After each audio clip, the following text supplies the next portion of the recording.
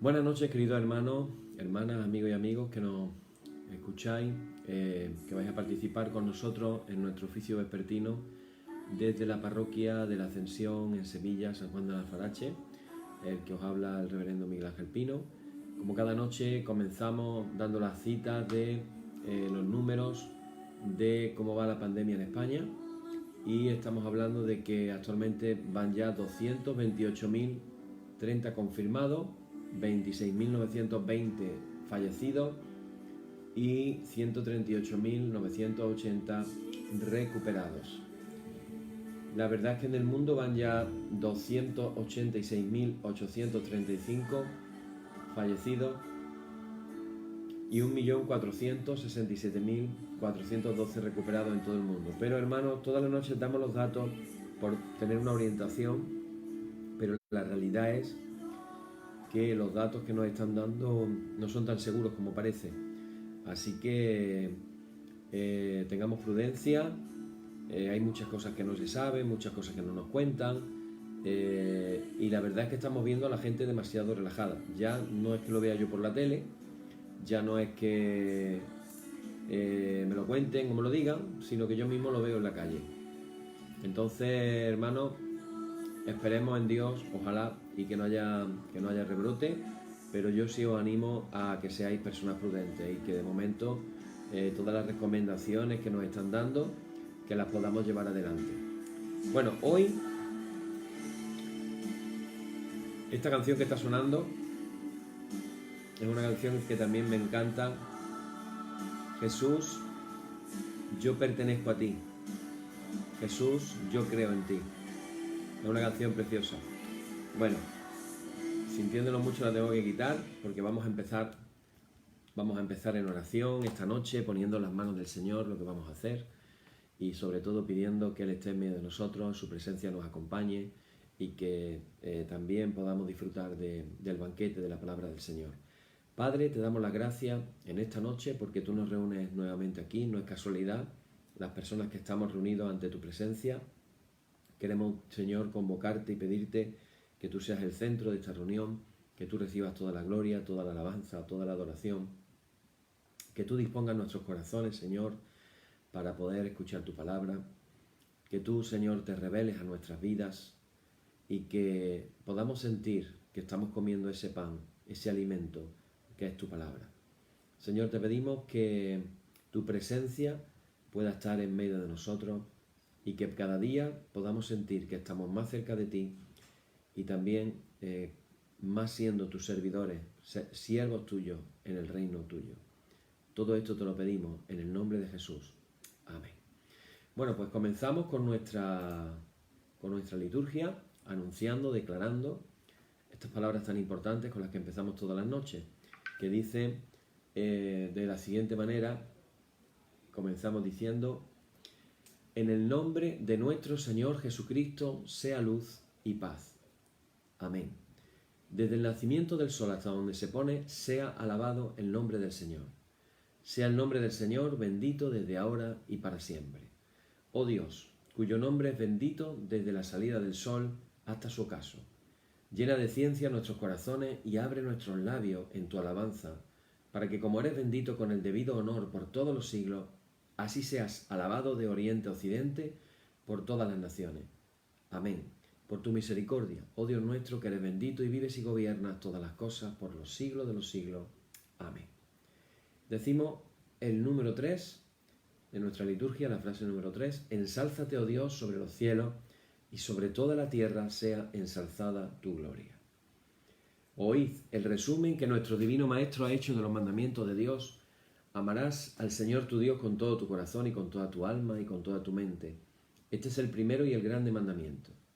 El segundo es semejante a este: amarás a tu prójimo como a ti mismo. De estos dos mandamientos pende toda la ley y los profetas. Y a nosotros, discípulos suyos, nos ha dado Jesús un mandamiento nuevo diciendo: este es mi mandamiento, que os améis los unos a los otros, como yo os he amado. En esto conocerán todos que sois mis discípulos, si tuvierais amor los unos con los otros. Y ahora hacemos esta oración todos juntos. Señor Jesucristo, sin cuya ayuda nada podemos hacer. Vive en nosotros y capacítanos con tu gracia para que llevando mucho fruto demos gloria al Padre Celestial. Amén. Antes de pasar a la siguiente oración que vamos a hacer, que tiene que ver con una oración de confesión, en esta noche me gustaría, antes de eso vamos a hacer una oración especial. Es una oración que se ha llamado ya tradicionalmente como la oración del pecador. Cuando comenzábamos este oficio divino hace ya 50 y tantos días, una de las cosas que yo compartía acerca de lo que estábamos viendo cuando todavía realmente moría muy poquita gente diaria, y luego ya vimos cómo se dispararon las cifras, yo hacía una pregunta a todas las personas que me estaban escuchando y que seguramente me escucharon en otras ocasiones, una pregunta muy sencilla y tan simple como: si tú te murieras hoy, ¿a dónde irías?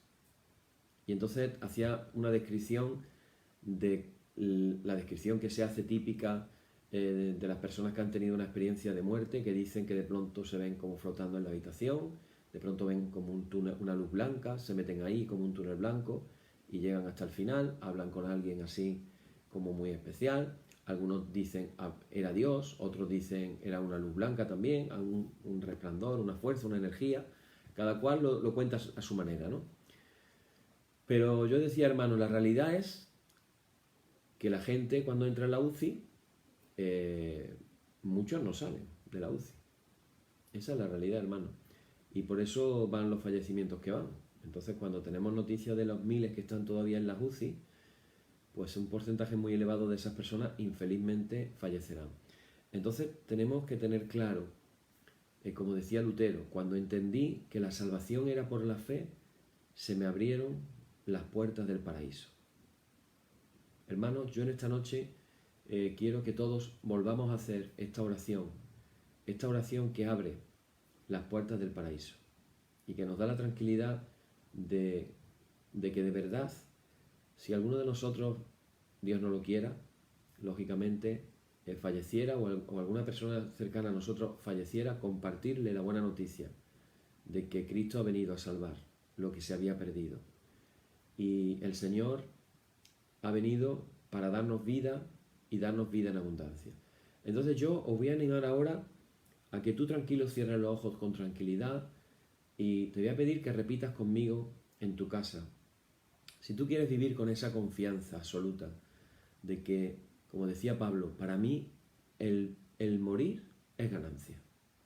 ¿Cómo puede una persona decir, para mí el morir es ganancia? Porque tenía muy claro que cuando él muriera, ¿con quién se iba a ir? Con su Señor. Que nosotros podamos vivir con esa convicción, con la convicción de que si en este momento nos muriéramos, nos marcharíamos directamente con el Señor.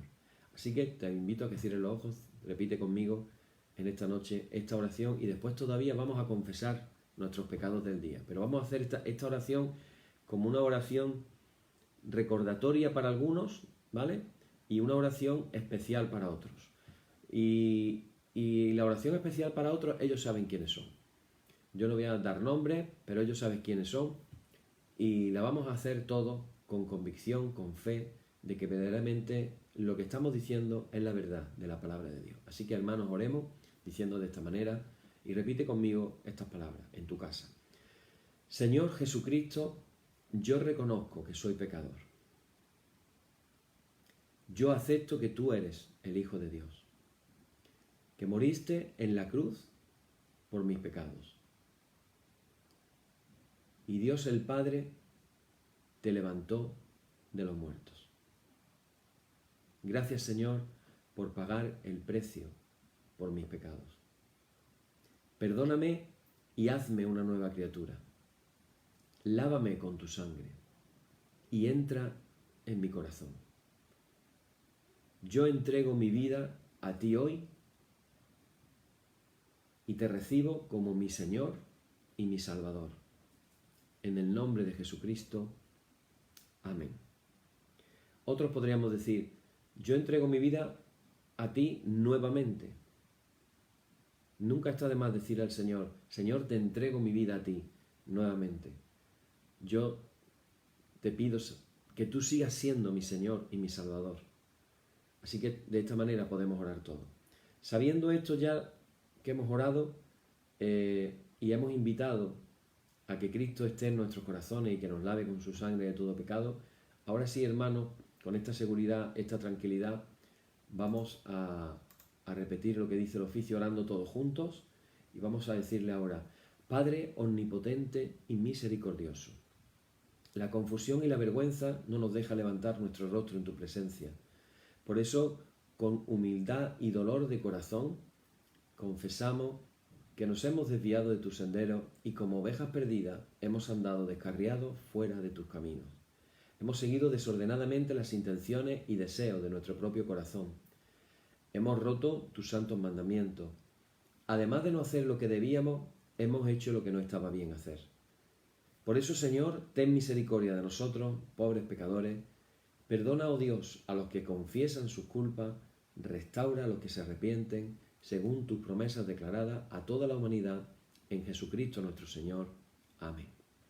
Y el Señor Jesucristo, que tiene la potestad de perdonar pecados sobre la tierra y que no desecha al pecador que a él acude para salud, oiga vuestros ruegos, perdone todos vuestros pecados y os conceda su Santo Espíritu, para que vuestra vida sea de aquí adelante pura y santa, hasta que seáis recibidos en el goce de su eterna gloria, en las mansiones del Padre Celestial.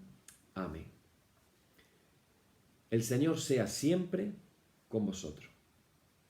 Hermano, mi deseo es que el Señor, nuestro maravilloso Señor, nuestro querido Jesús, nuestro Padre misericordioso, nuestro Padre bueno, esté en vuestra casa y esté con vosotros. Y que podáis vivirlo, experimentarlo, sentirlo. Qué maravilloso es poder experimentar que Dios está de nuestra parte y de nuestro lado, ¿verdad? Dios está de nuestra parte y de nuestro lado. Ojalá que podamos experimentar el amor de Dios de una manera especial. Decimos ahora la lauda número 5, que dice: cantad al Señor un cántico nuevo, porque el Señor obró maravillas. Aleluya. Grande es el Señor nuestro y grande es su poder. Aleluya. Él ha hecho notoria su salvación, en presencia de la gente ha revelado su justicia. Gloria y honor al Padre y al Hijo y al Espíritu Santo por los siglos de los siglos. Amén. Señor, abre nuestros labios y nuestra boca anunciará tu alabanza. Y ahora, hermanos, vamos a decir un salmo. Un segundín, que estoy abriendo la página donde está el salmo. Vamos a orar un salmo. No me gusta decir vamos a leer un salmo, me gusta decir más. Me gusta más decir.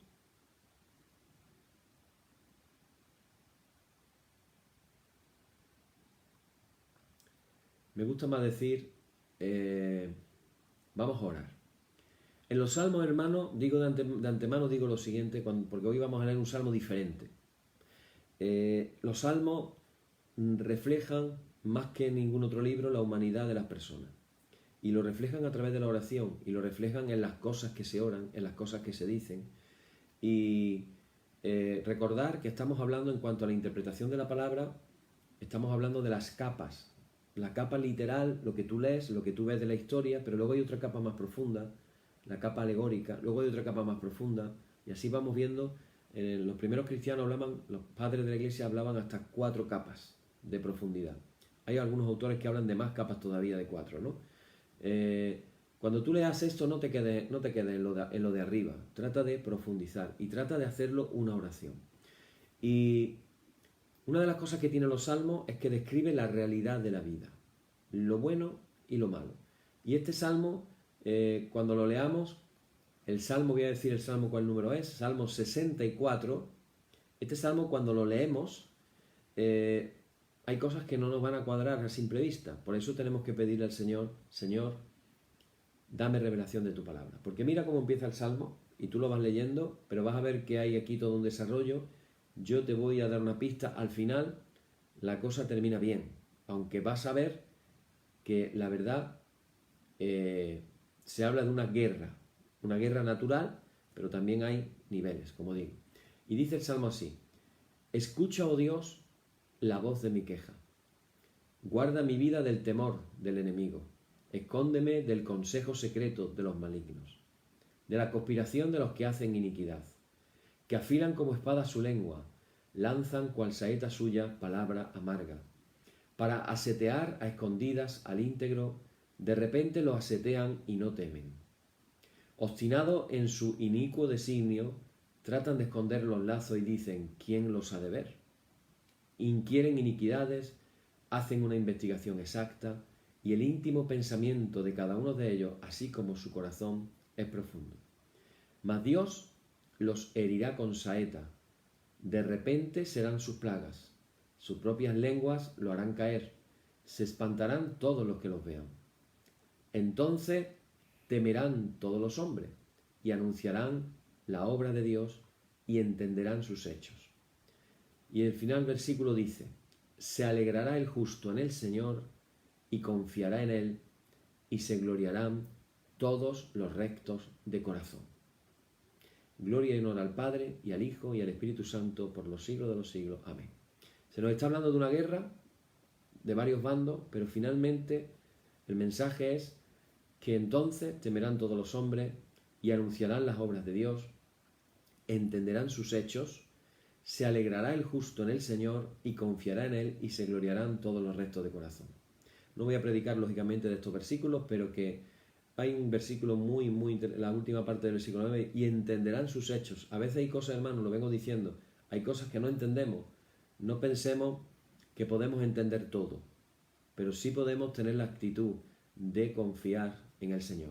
En este tiempo de dificultad que estamos viviendo, no solamente por la pandemia, sino por las consecuencias de la pandemia, gente que se queda sin trabajo, muchas dudas ante qué va a pasar, muchas incertidumbres, gente que han perdido el trabajo ya, gente que le han hecho un ERTE pero no sabe si después volverá. Hay mucha incertidumbre. Entonces, ante eso, ¿qué podemos hacer? Confiar en el Señor. Pongamos nuestra confianza en el Señor, como leíamos el otro día el Salmo, que dice, ¿a dónde alzaré mis ojos? Y el mismo salmista se responde, alzaré mis ojos a los montes, ¿de dónde me vendrá mi auxilio? Mi auxilio viene del Señor que hizo los cielos y la tierra. Dios es nuestro auxilio, hermano. Bueno, pues dicho esto, vamos a pasar a compartir la palabra del Señor. Ya no digo lo de puedo prometer y prometo, porque la verdad, como hay tanta cosa que tenemos que ver, no sé hasta dónde llegaremos, pero ya adelanto que nos quedan ya hemos dado dos matriarcas, Sara y Rebeca. Ayer terminamos con Rebeca, nos quedan dos más, Raquel y Lea. Yo pensaba haber dado cada una por separado, pero vamos a verlo todo un poquito mezclado. En vez de verlo por separado, lo vamos a ver en el contexto de cómo van sucediendo las cosas. Entonces, habrá momentos que hablaremos de Raquel y habrá momentos en los que hablaremos de Lea. Ya os anticipo que va a tener dos partes, es imposible hacerlo en una, no da tiempo. Así que entre hoy y mañana vamos a aprender acerca de Raquel y de Lea. Haciendo un pequeño resumen, en definitiva, estas últimas dos matriarcas, tener en cuenta que son hermanas. Raquel y Lea eran hermanas. Junto a su esposo Jacob, representan la familia cohesiva de que ningún hijo se alejó para convertirse en otra nación. Recordar que con Abraham, su hijo Ismael, sería finalmente la nación árabe. Con Rebeca tenemos a Jacob, que se convierte en Israel, y tenemos a Esaú, que se convierte en otra nación diferente. Por eso le dice Dios a Rebeca, es que en tu vientre hay dos naciones, hay dos hijos. Y le profetiza, recordar que lo decíamos, no sé si ayer o el viernes, le profetiza Dios a Rebeca y le dice, el mayor servirá al menor. Así que el que iba a llevar el hilo conductivo del propósito de Dios iba a ser Jacob. Jacob es un hombre, la verdad, que cuando tú lees la historia, que son unos poquitos de capítulos, desde el cristianismo, Jacob es una mezcolanza, ¿no? Uno dice, tiene cosas buenas, tiene cosas malas. Bueno, yo solamente te recuerdo que su madre Rebeca, que tenía también un alto nivel profético, pudo ver, no solamente porque Dios le habló, sino además pudo ver las características que tenía Jacob y las que tenía Esaú. Y se dio cuenta de que el que podía seguir con el hilo conductivo no era Esaú, era Jacob. Porque Jacob realmente tenía unas cualidades y un estilo de vida ya. Lo que pasa es que de Jacob siempre decimos, Jacob es mentiroso. Jacob era un mentiroso. Y nos quedamos con esa imagen, ¿vale? No, para nada. Esa no es la idea ni muchísimo menos. Vais a ver que nos vamos a dar cuenta de que estamos hablando de las matriarcas, pero vamos a hablar un poquito también de Jacob, ¿vale? La parte que le toca. Lo cierto y verdad es que los hijos de Jacob que tuvo con Raquel y Lea, vamos a ver que hay 2 mujeres más, o sea, Jacob tuvo 4 mujeres realmente, ¿vale? Los 12 hijos no se desmembraron en 12 naciones, sino que quedaron cohesionados como 12 tribus, la famosa 12 tribus de Israel. Entonces, esa digamos que se puede considerar la primera familia judía. Vamos a ir describiendo a lo largo de hoy y mañana, vamos a ir viendo las diferentes personalidades que tenían Raquel y Lea. Y vamos a ver, bueno, pues las fortalezas y las debilidades. Todas las personas no somos perfectas. Tenemos cosas buenas y tenemos debilidades. Y recordar que la Biblia nunca esconde las cosas. Si hay una debilidad, la menciona. Si hay un detalle, lo menciona. Así que esto es una de las características que de verdad nos debería hacer pensar cómo Dios funciona. Yo quiero leer un versículo para que nos introduzca a la idea de lo que estamos hablando, que lo primero que tenemos que aprender es que la vida de las 2 hermanas estaban entrelazadas. ¿Vale? Fijaros, dice Génesis capítulo 30, versículo 8, dice, y dijo Raquel, con luchas de Dios he contendido con mi hermana y he vencido. Y llamó su nombre Neftalí. O sea, uno de los hijos de Raquel llamó su nombre Neftalí. Esa relación entre las dos afectó continuamente su crecimiento y su desarrollo como matriarca de la nación de Israel. Bueno, hablamos de Jacob. Recordar que Rebeca, decíamos ayer, que para que Esaú no matara a Jacob, lo envía a la tierra de su hermano, a la tierra de Labán. Labán era el tío de Jacob. Y entonces, bueno, Jacob se pone en marcha. Vamos a recordar un poquito algunas características para que se nos vayan quedando cositas. Cuando hablamos de Abraham, desde el punto de vista de los comentarios de los sabios de Israel, Abraham representa lo que ellos llaman el pilar. Voy a utilizar algunas palabras en hebreo porque así se nos van quedando también algunas palabritas. El pilar de Gesed. Gesed significa bondad. O sea, el patriarca Abraham representa el pilar de la bondad, complementado por Sara. ¿Os acordáis que ayer hablábamos de que el matrimonio no es uno más y otro menos? Según el judaísmo no, según la Biblia no. La ayuda idónea famosa que toda la vida hemos escuchado de la traducción de la Reina Valera, cuando se trata de traducir, que no tiene traducción posible, porque es muy difícil de traducir, una traducción que se acerca, pero no es todo, pero se acerca más, o nos da un poco más la idea, es que la mujer es la ayuda frente al hombre. Por eso decíamos que es un oxímoron, una contradicción. Por eso decimos, hacía un frío abrasador. Si es frío, es frío. Si es abrasador, es caliente. Contradicciones. ¿Cómo puede ser ayuda? Frente. Entonces nos damos cuenta de que el hombre y la mujer en realidad no es una cuestión de posición, uno más arriba y otro más abajo, sino que tienen que estar en conjunción, unidos en el mismo propósito que Dios tiene para sus vidas. Eso es el matrimonio. Bueno, pues, teniendo en cuenta eso, si Abraham representaba la bondad, el complemento que Sara le daba era lo que se dice en hebreo la geburá, que significa fortaleza o justicia estricta. Rebeca fue una mujer fuerte, pero no fuerte en el sentido de mandona, que muchos van a pensar, bueno, una mujer fuerte que una mujer mandona, no. Fuerte en el sentido de enfrentar las adversidades de una manera correcta, una persona fuerte de espíritu, ¿vale? Isaac, el hijo, se parecía a su madre, a Sara. ¿Por qué? Porque en su fortaleza interna de Isaac, él, recordar que con 37 años, permite que su padre lo sacrifique. Es decir, él está dispuesto a ser sacrificado con tal de hacer la voluntad de Dios. Y esto nos puede sonar un poquito raro, ¿verdad? Pero si yo te digo que hay un libro de los primeros siglos de la historia de la Iglesia que se llama el Libro de los Mártires, donde se recogieron los testimonios de aquellos que fueron mártires de la historia de la Iglesia, y hay un tal Policarpo de Esmirna, obispo de Esmirna, que era discípulo del apóstol Juan y luego fue a su vez maestro de Ireneo de León, que fue mártir, y que cuando le estaban interrogando acerca de que le iban a echar a las bestias para que se lo comieran, él respondía como dando la sensación que no le importaba lo que iban a hacer con él porque él estaba con Dios. Hoy en el siglo XX diríamos, esta persona está loca.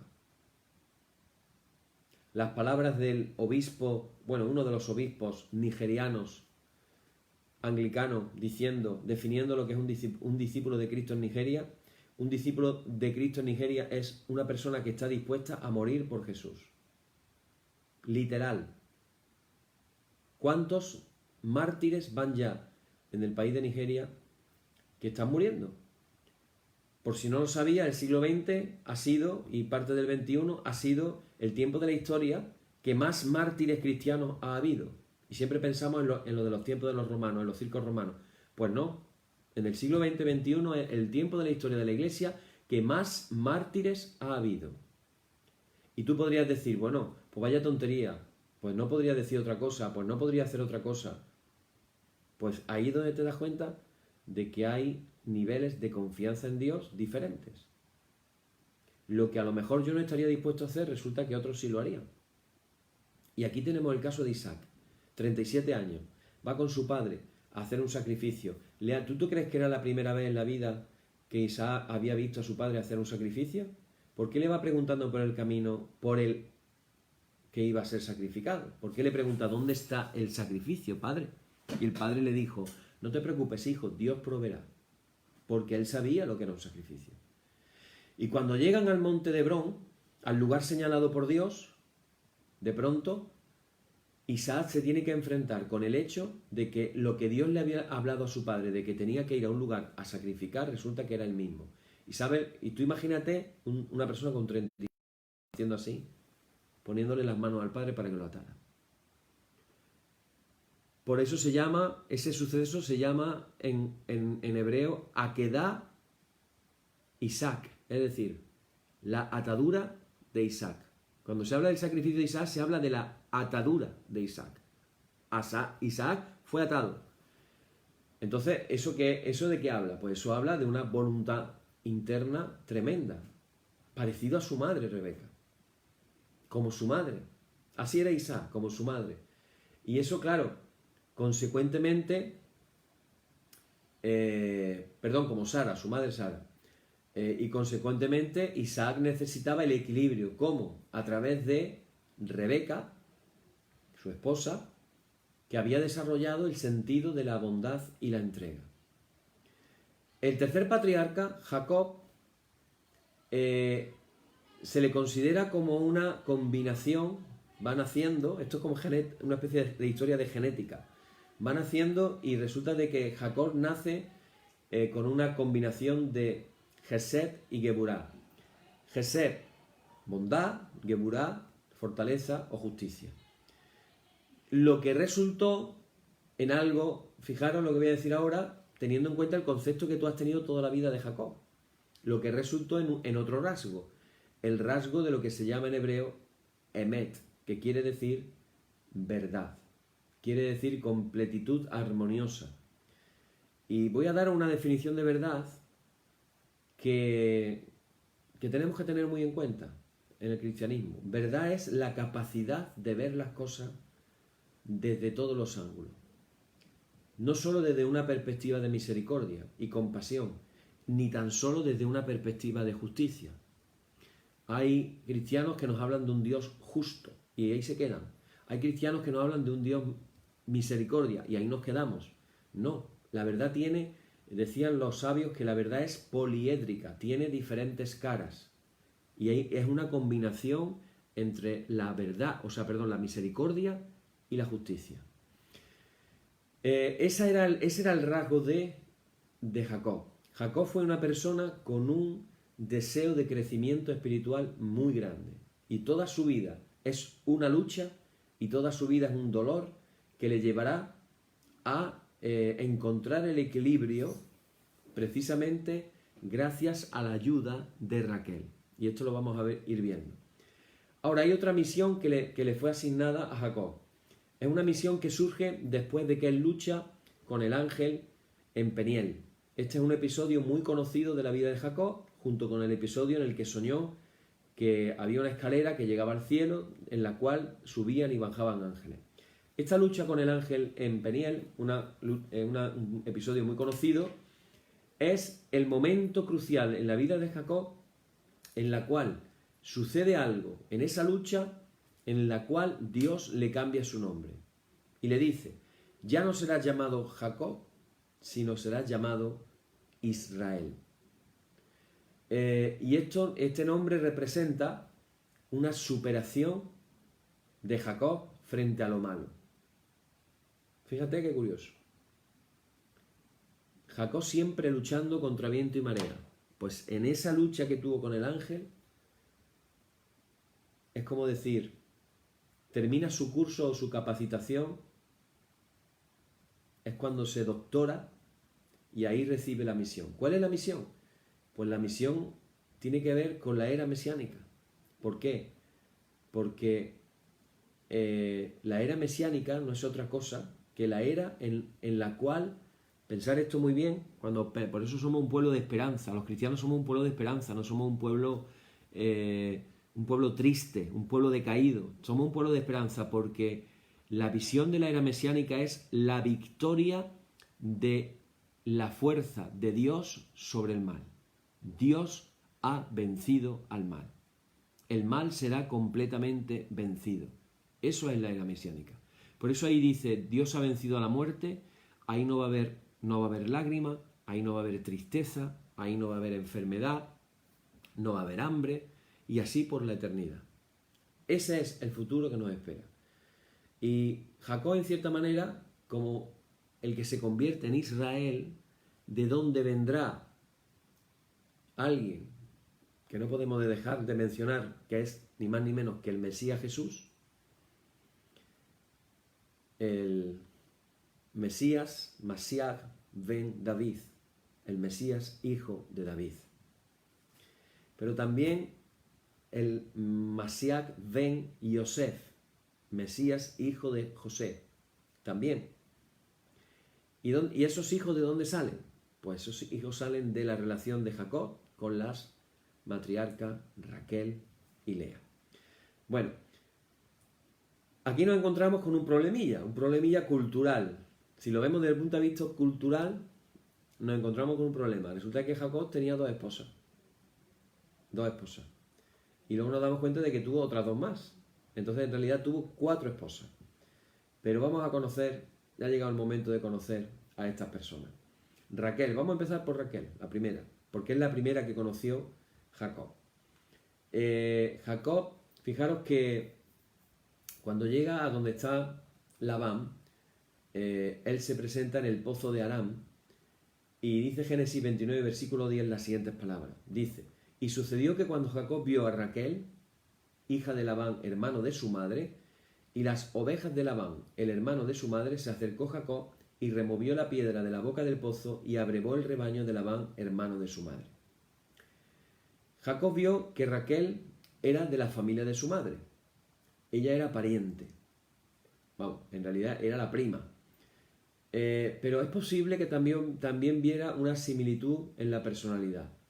Raquel era una pastora, cuidaba el ganado de su padre todo el día.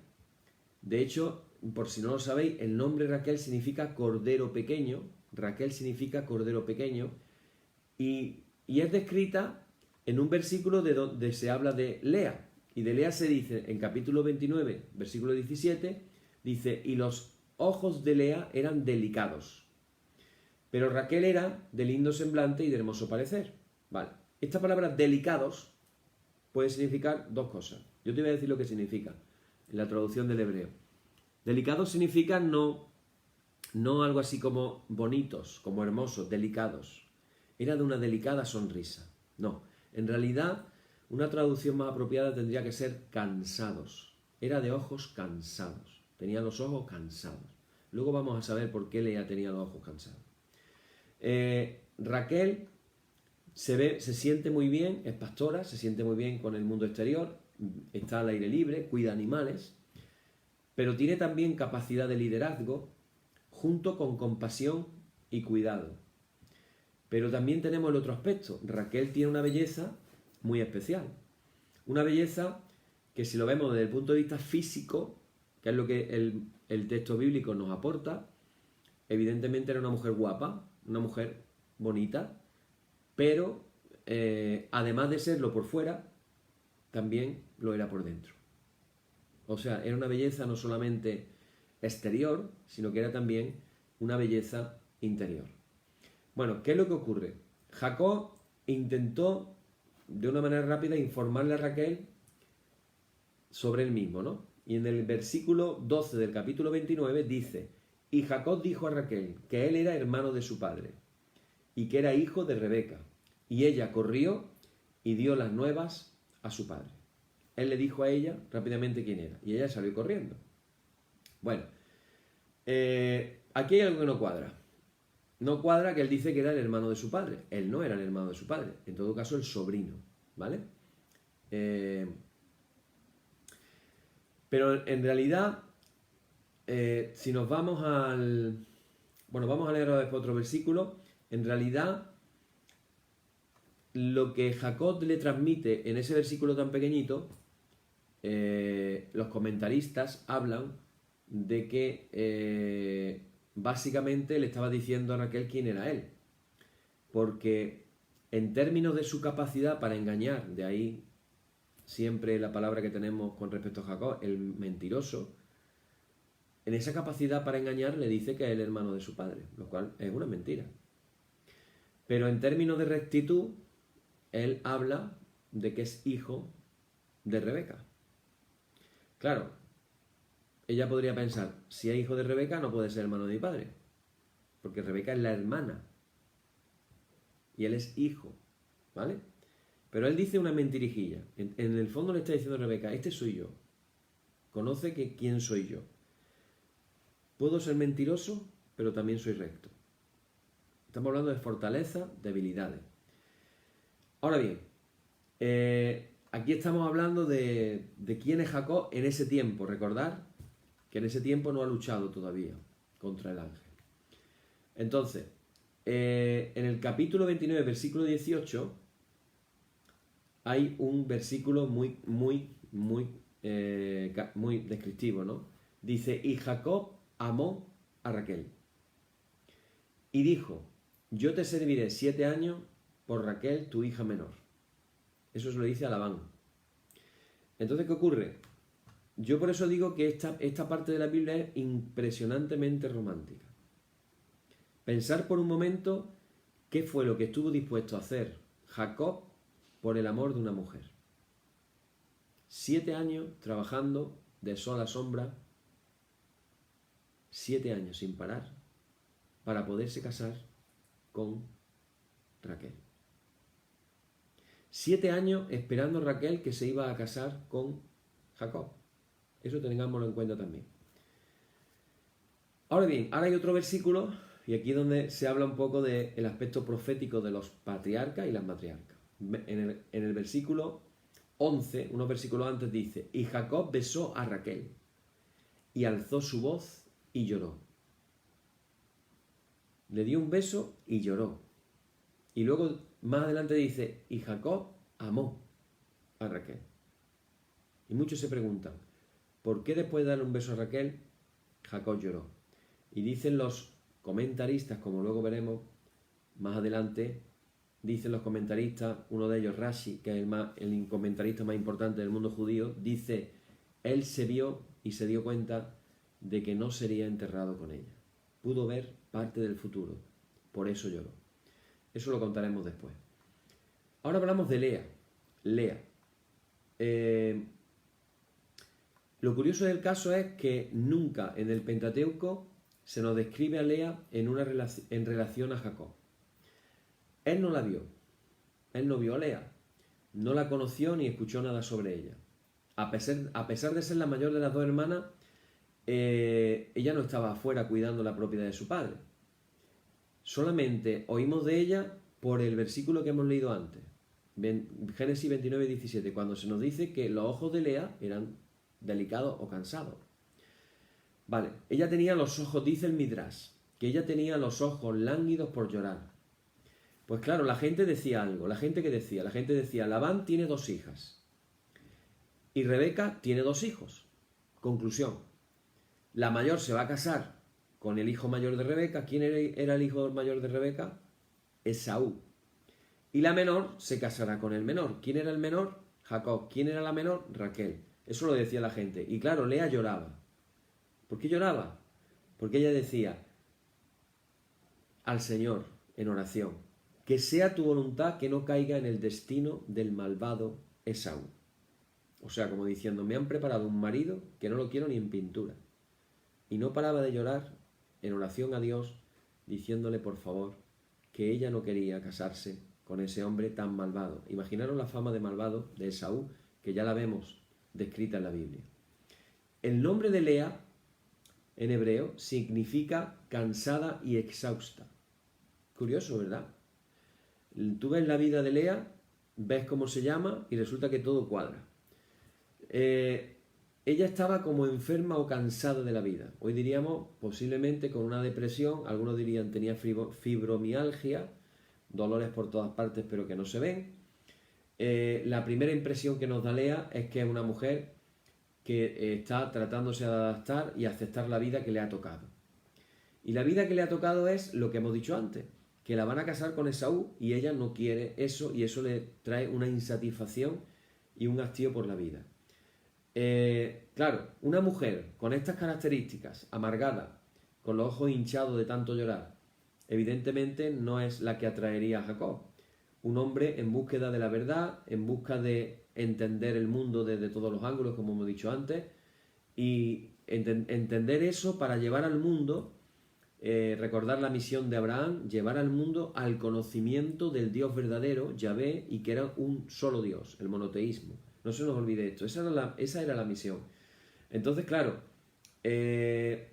evidentemente construir una familia que se convertiría en la nación, recordar las palabras de Dios a Abraham, y haré de ti una nación grande, las palabras de Dios a Isaac, y haré de ti una nación grande, y las palabras que después recibió Jacob, haré de ti una nación grande, todos recibieron el mismo mensaje, que de ellos saldría una nación grande. Pues evidentemente es muy posible que Jacob no se imaginara que eso podría ser con Lea.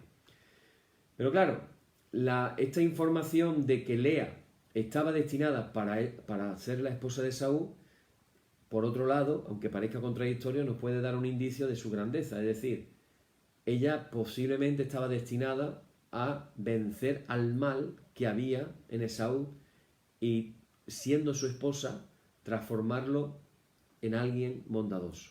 Acordaros de lo que estábamos hablando antes de la ayuda frente a él. Una ayuda frente. Es decir, esa misión de la esposa de que juntos los dos cumplan el propósito de Dios.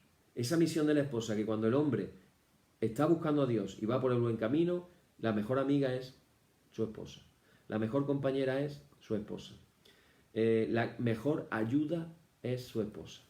Pero si el hombre se sale del camino del Señor, resulta que la esposa se convierte en la peor enemiga. Eso estábamos hablando ayer en relación a Rebeca. Rebeca orando con Isaac, orando los dos uno frente al otro. Bueno, pero dice, Jacob amó a Raquel. Jacob se enamoró perdidamente. Es increíblemente romántico esta historia. Y claro, Labán, que era un pillo, que le gustaba el dinero y que no le importaba mentir lo que fuera, Recordar que cuando se marchó Rebeca de esos hermanos suyos, ella era consciente que su familia albergaba el mal. Pues resulta que, claro, Jacob le pregunta a Raquel seguramente, ¿tú te casarías conmigo? Y claro, Raquel le diría, sí, pero ten cuidado, ten cuidado. Y ahora voy a contar la historia. Dice en Génesis 29, versículo 18, y Jacob amó a Raquel y le dijo, bueno, sigue ahí hablando, y dice, y le dijo a Labán, trabajaré para ti durante 7 años a cambio de Raquel, tu hija menor. ¿Y qué dice Labán? Pues claro que sí, por supuesto que sí. Y ahí tienes 7 años Jacob trabajando, ¿vale? Si lo tomásemos literal, que evidentemente no es literal, recordar el número 7, que hablábamos que el número 7, entre otras cosas, es el símbolo del número de Dios. El 7 es el número de Dios. 7 años tuvo que trabajar para poderse casar con Raquel. Bueno, un hombre trabajando 7 años a sol y sombra. Tú dime a mí si eso no es amor. Tremendo, ¿verdad? Hoy en día, evidentemente, algo así sería una locura. Es más, en aquellos tiempos, igualmente, sería una locura. Acuérdate que cuando se casó Rebeca con Isaac, simplemente fue de unas dotes, se volvió y se casaron. Así, o en unos días. Y aquí estamos hablando de 7 años trabajando. Y resulta de que, bueno, Jacob habla con Raquel. Y él le pregunta, ¿te casarías conmigo? Esto aparece como una historia dentro de los sabios de Israel. Dice, y Raquel dijo, sí, pero ten en cuenta que mi padre es un embustero y tratará de poner a Lea en mi lugar. Entonces Jacob empezó a darle vuelta y le dio unas señales. Entonces le dijo Jacob a Raquel, cuando llegue la noche de la boda y Labán traiga a Lea a la jupá, que es la jupá, es como una especie de toldito que ponen los judíos y ahí realizan digamos la ceremonia. Dice, cuando Labán traiga a Lea a la jupá, yo te daré unas señales para saber si eres tú o es Lea, para que no me pueda engañar. ¿Qué es lo que ocurre? Raquel le dice que muy bien y se ponen de acuerdo. Pero luego aquí empieza un poco a aparecer cómo era Raquel. Raquel empieza a pensar para sí misma, ahora mi hermana será humillada. Y nos cuenta el Talmud, como parte de la Torah oral, nos cuenta que Raquel le dio las señas o las señales a Lea. Entonces, claro, cuando llega la jupá y Lea le da las señales a Jacob, por eso Jacob piensa que es Raquel. Jacob y Raquel estaban anticipando, por un lado, la trampa que Labán estaba preparando. Jacob le dio la contraseña, le dio las señales, pero lo cierto y verdad es que cuando Raquel es consciente de lo que va a pasar, ella no podía permitir que su hermana fuera humillada. Es como si hubiera estado tan llena de compasión por el dolor del otro que no tuvo otra opción que darle la contraseña a su hermana. Esto nos habla de quién era Raquel. Sin embargo, nosotros hemos leído la historia que aquí Labán era un mentiroso y lo engañó a todos. No, espérate. Hay más profundidad en lo que simplemente leemos. Raquel no podía quedarse inmóvil ante el sufrimiento de otra persona, y menos su hermana. Incluso si era a costa de su amor, porque ella estaba enamorada de Jacob. Y su futuro y su destino era simplemente pensar que ella no iba a permitir que su hermana fuera humillada. Así que cuando llegó el día y llega la mañana, Jacob duerme con Lea, se levanta por la mañana, amanece el día, se da cuenta tristemente de que Labán le ha engañado. Eso aparece en el versículo 25, capítulo 29, y dice, venida la mañana, he aquí que era Lea. Y Jacob dijo a Labán, ¿qué es esto que me has hecho? ¿No te he servido por Raquel? ¿Por qué pues me has engañado? Y claro, Evidentemente, bueno, si hubiera habido electricidad o algo, pues a lo mejor se hubiera dado cuenta Jacob, ¿no? Que no era Raquel, que era Lea. Lo cierto y verdad es que la respuesta es, dice el Midrash, que aquí surgen muchas cosas en el aire, y el Midrash dice que Jacob le dijo a Lea, ¿por qué me engañaste? Y entonces Lea le respondió, ¿no engañaste tú también a tu padre? Diciendo que eras Esaú, su primogénito. ¿Qué es lo que está pasando? En todo esto, ¿qué está pasando? Y Lea, que es, por decirlo de alguna manera, dentro de lo que es el matrimonio de Jacob, aparece como una segundona. Realmente lo que nos está dando a entender el texto del Midrash no es que realmente Lea es una confabuladora, que es una egoísta, sino que incluso cómo pudo haber continuado con la boda sabiendo que Jacob amaba a su hermana. Hay muchas cosas que uno se plantea, ¿no? O cómo pudo Raquel también, si amaba a Jacob de esta manera, traicionarlo también de esta manera. En realidad llegas a la conclusión de que finalmente las dos hermanas lo hicieron mal. Una por encubrir y la otra por mentir. Las dos lo hicieron mal. En este caso, la cosa que concluimos es que Raquel da la sensación de que ha sido incapaz de tomar una decisión racional, con la mente, pensando con la mente, sino que se ha enfrentado al dolor de la otra persona y en este caso era el dolor de su hermana. Jacob posiblemente debe haber sabido y amado esta característica de ella, la compasión. Raquel, la compasiva. Y ese enfoque extremo hacia los demás. Si os fijáis en el texto, en ningún momento Jacob culpa a Raquel. Esto es muy interesante. No la culpa. Le dice a Labán que es un mentiroso, que lo ha engañado, pero a Raquel no la culpa. Ahora, por otro lado, tenemos el tema de Lea. Lea. Vamos a ir terminando. Vamos a tener por lo menos 2 días más, creo, para poder terminar todo. ¿Recordáis que Lea, hablábamos al principio, que tenía los ojos cansados de tanto llorar, de pensar que se casaría finalmente con el malvado Esaú?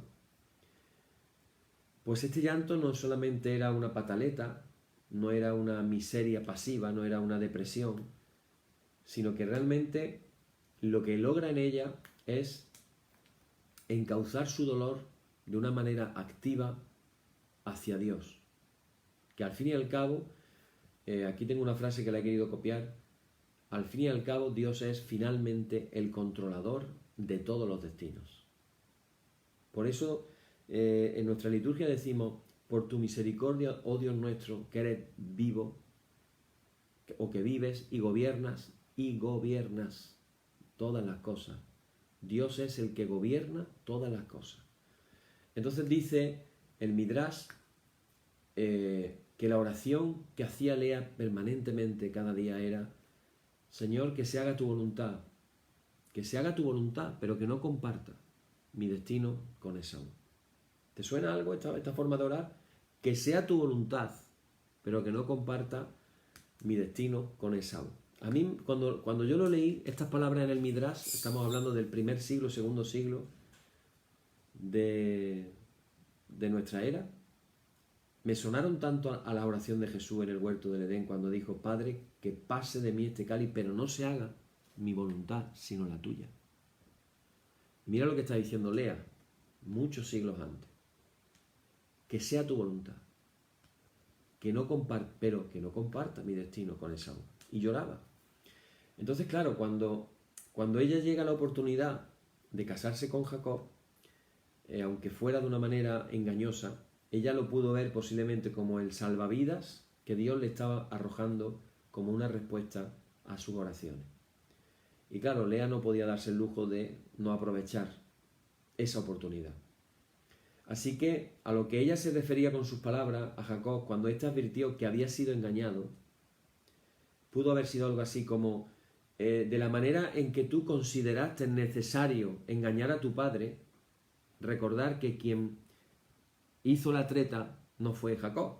Eso recordarlo también. ¿Quién fue? Fue Rebeca, su madre, Su madre organizó la treta, ¿vale? Pero él aceptó participar de la treta. Entonces, Lea, cuando le advierte de ese engaño que ha hecho Jacob a su padre, es como decirle, de la misma manera que tú consideraste necesario engañar a tu padre para obtener las bendiciones que te correspondían como primogénito, porque eso sería la manera adecuada de asegurar el futuro, el destino, el propósito que Dios tenía para el pueblo o la nación judía y su misión. Ella le dice a él también, yo sentí que esta era la única manera posible de alcanzar el objetivo. Y no debe de haber sido fácil para Lea. Lea es un personaje que ella vivirá de una manera realmente muy dolorosa. Su vida va a ser muy dolorosa, aunque también será bendecida con hijos.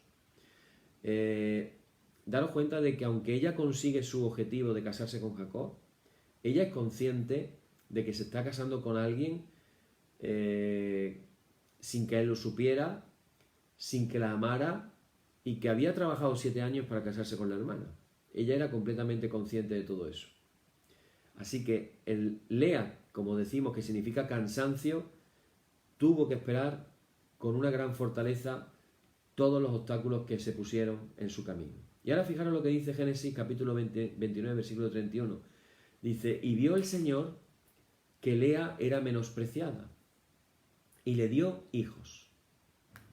Pero Raquel, otra vez, Raquel era estéril. Y aquí vemos también cómo es Dios. Yo me encanta la frase que había una novela titulada Dios escribe con renglones torcidos. Me encanta esa frase, porque describe muchas veces las cosas de las que se nos habla en la Biblia. Los renglones torcidos de Dios. Las cosas que no entendemos. La cosa que aparentemente es torcido y cómo Dios después la encamina.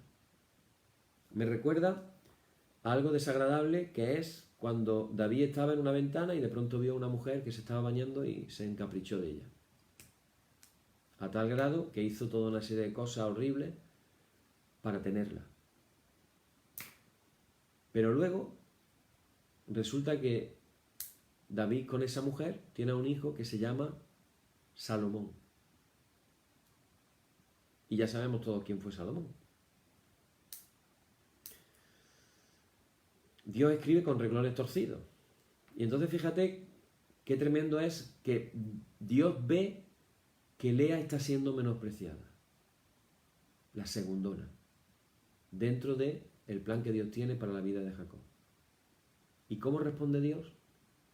Dándole hijos. Quiere decir que Dios está bendiciendo finalmente lo que había pasado.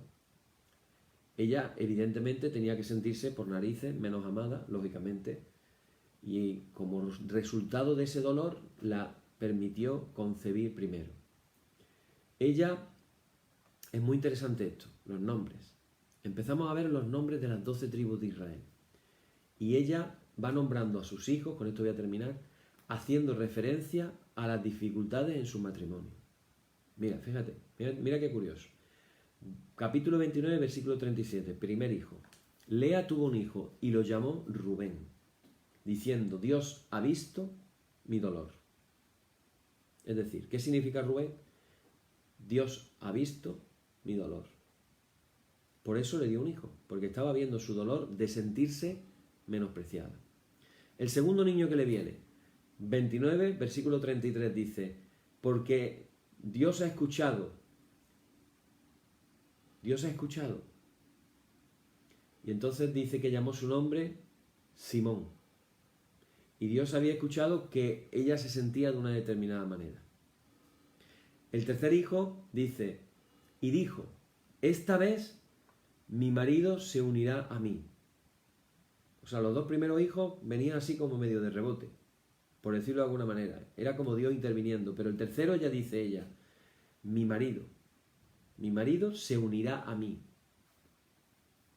Ya está habiendo unidad de Jacob con Lea. Por eso llamó a su nombre Leví. ¿Qué fueron después los de Leví? ¿De la tribu de Leví qué fueron después? Recuérdalo, los levitas. ¿Y qué fueron los levitas? Los sacerdotes, los que ministraban primero en el tabernáculo y después en el templo. Y llega el cuarto, y en el cuarto dice, y dijo, esta vez agradeceré a Dios, o le daré gracias a Dios. Por eso llamó su nombre Judá. En hebreo, Yehudá. Así que Judá está relacionado con dar gracias a Dios. Así que estamos viendo un proceso en el matrimonio de ella y cada hijo tiene una referencia de cómo va yendo su matrimonio. Y el cuarto finalmente es en el que dice, agradeceré, le daré gracias a Dios. Por eso llamó su nombre Judá. Mañana vamos a seguir viendo más acerca de Lea. Veremos algunos aspectos también de Raquel, pero me da la sensación de que es posible que nos queden 2 días.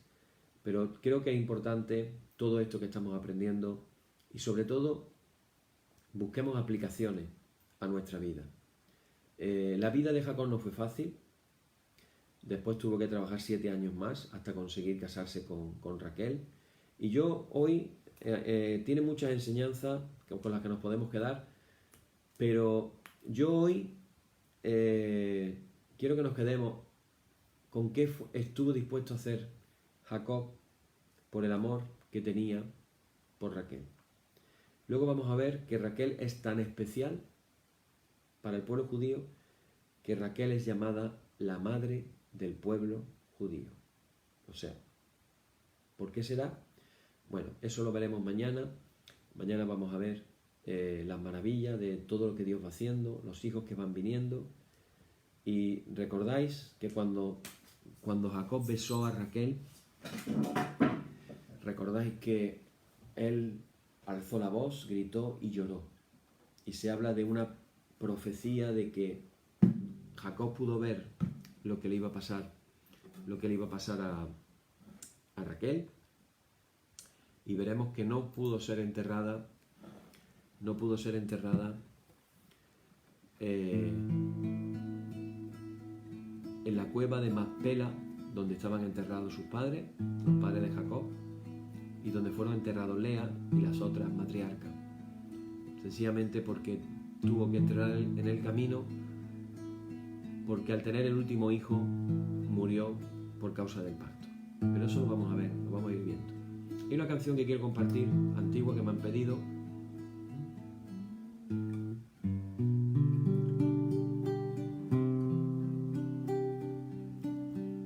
que habla de lo hermoso que es el Señor.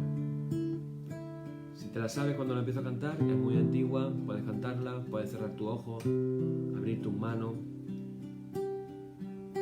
Y vamos a hablar precisamente, en cierta manera, las palabras tienen que ver con lo que hemos orado antes, cuando hemos dicho, Señor, queremos que tú seas nuestro Salvador, nuestro Señor, que tú entres en nuestros corazones. Dice así la canción.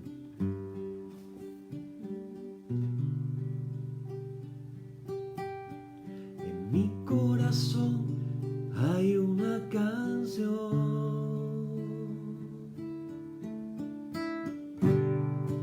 que demuestra mi pasión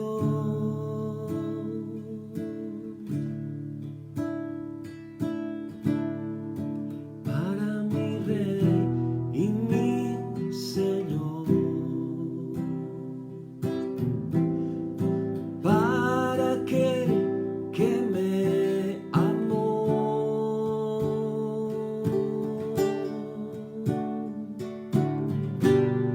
En mi corazón hay una canción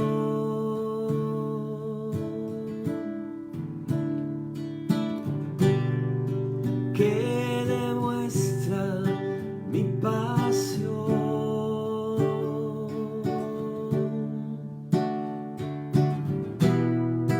para mi Rey y mi Señor,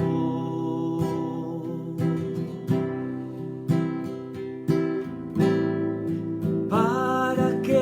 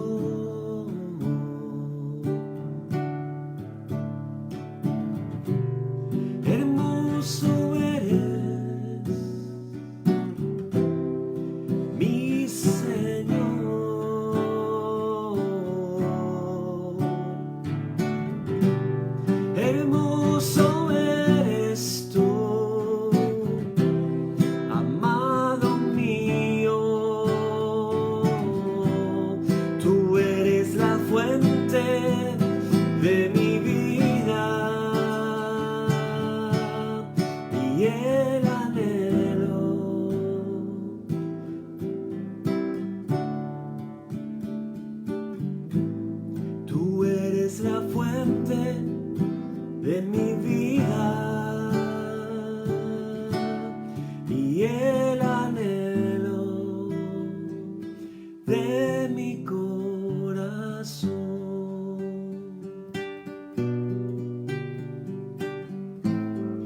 Y el anhelo de mi corazón.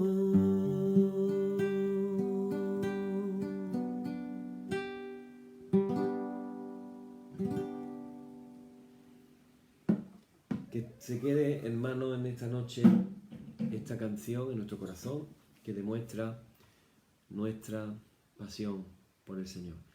Terminamos nuestro oficio, decimos ahora, después de haber compartido la palabra: oh Señor, santifícanos en tu verdad, tu palabra es la verdad. Amén. Ahora decimos todos juntos: Señor, ten misericordia de nosotros. Cristo, ten misericordia de nosotros. Señor, ten misericordia de nosotros. Padre nuestro que estás en los cielos, santificado sea tu nombre, y hágase tu voluntad como en el cielo, así también en la tierra. El pan nuestro de cada día, dánosle hoy, y perdónanos nuestras deudas, así como nosotros perdonamos a nuestros deudores, y no nos dejes caer en la tentación, mas líbranos del mal. Amén. Decimos todos juntos: Señor, muéstranos tu misericordia y danos tu salud, llena a tus ministros de virtudes y da alegría a tu pueblo escogido. Acuérdate siempre de esta congregación y de todas las congregaciones cristianas repartidas por todo el mundo, que tú eres el que las has poseído desde el principio, tú eres el dueño. Oh Dios, purifica nuestros corazones y no quites de nosotros tu Santo Espíritu. Y ya terminamos, hermanos, diciendo: por la tarde, de mañana y al mediodía, justo a eso, Señor, que te alabemos. Señor Dios omnipotente, que de la tarde, la mañana y el mediodía has hecho un día solo y has mandado al sol que conozca su ocaso, abre, te rogamos, las tinieblas de nuestros corazones y brillando tú en ellos te conozcamos como Dios verdadero y luz eterna. Amén. Por tu misericordia, oh Dios nuestro, que eres bendito y vives y gobiernas todas las cosas por los siglos de los siglos. Amén. Y antes de terminar, me vais a permitir que me dé el lujo de hacer algo un poco extraordinario en mitad de la liturgia antes de terminar, y es mandar un saludo. Quiero mandar un saludo a un hombre con el que yo fui compañero durante 3 años, compañero de estudio en el seminario, Luis Laguna. Creo que está viendo ahora mismo este oficio, y me gustaría hacer una oración muy especial por su familia, por él. Y él tiene una niña, creo. No sé si solo una niña, porque en la foto sale siempre con una niña. Entonces no sé si tiene una niña y es su niña, como me pasa a mí a veces, o tiene más hijos. Pero sea como fuere, el Señor lo sabe. Y yo quiero bendecirlo en esta noche, y yo quiero que os unáis conmigo a esta oración y vamos a orar por él y a bendecirlo. Padre, te damos las gracias por la vida de Luis, su familia, su esposa, su hija, sus padres, su familia, todas las personas que lo rodean. Te pedimos, Señor, que tú lo guardes, que tú le ayudes en todo, que tú lo bendigas, que tú le des todo lo que él necesita, Señor. Y sobre todo quiero pedirte que él pueda experimentarte en su corazón, que pueda sentirte cerca, y que el tiempo que le tienes preparado, Señor, sea un tiempo de mucha bendición. Que todo lo bueno que tú tienes preparado para él, que él termine recibiéndolo, Señor. Yo te lo pido todo en el nombre de Jesús. Amén. Así que le mando un saludo, mi querido hermano Luis Laguna. Yo era Pino y él era Laguna. Nos llamábamos a veces por los apellidos o por los apodos. Así que un cariño infinito que le mando con todo mi corazón, después de haber vivido, la verdad, cosas muy bonitas. Bueno, y terminamos ahora sí de verdad diciendo, hermanos, la solemnidad ha terminado. En el nombre de nuestro Señor Jesucristo, sean aceptadas con paz nuestras peticiones y alabanzas. Gracias sean dadas a Dios. Amén. Y la paz que al subir a los cielos dejó Jesús a sus discípulos siempre sea con vosotros en toda su plenitud. Y la bendición de Dios el Padre omnipotente, del Hijo y del Espíritu Santo descienda sobre vosotros y more en vosotros eternamente. Amén. Hermanos, una bendición. Muchas gracias por estar aquí. Mañana continuamos aprendiendo más acerca de las matriarcas. Recordad que el tema siguiente va a estar muy interesante. Va a ser el Espíritu Santo. Vamos a estar hablando acerca del Espíritu Santo y nos va a pasar como nos pasó con los atributos de Dios. Bueno, yo no sé si voy a tener que seguir después de la pandemia, me vayan a seguir teniendo aquí, o vamos a terminar con estas reuniones. Vamos a hacer una pequeña encuesta de quiénes quieren que se siga, quiénes quieren que no se siga, pero bueno, yo con gusto lo hago. Hermano, que el Señor os bendiga mucho y que todo lo bueno que Dios tiene preparado para cada uno de nosotros, que finalmente lo podamos recibir, lo podamos ver, lo podamos experimentar y podamos experimentar realmente lo bueno que es el Señor. Amén. Que el Señor os bendiga mucho. Mañana nos encontramos otra vez a las 10 de la noche y mañana seguimos con Lea. No prometo que llegaremos a Raquel porque es que hay mucha tela que cortar, pero entre mañana y pasado seguro que resolvemos. Que el Señor os bendiga mucho. Hasta mañana.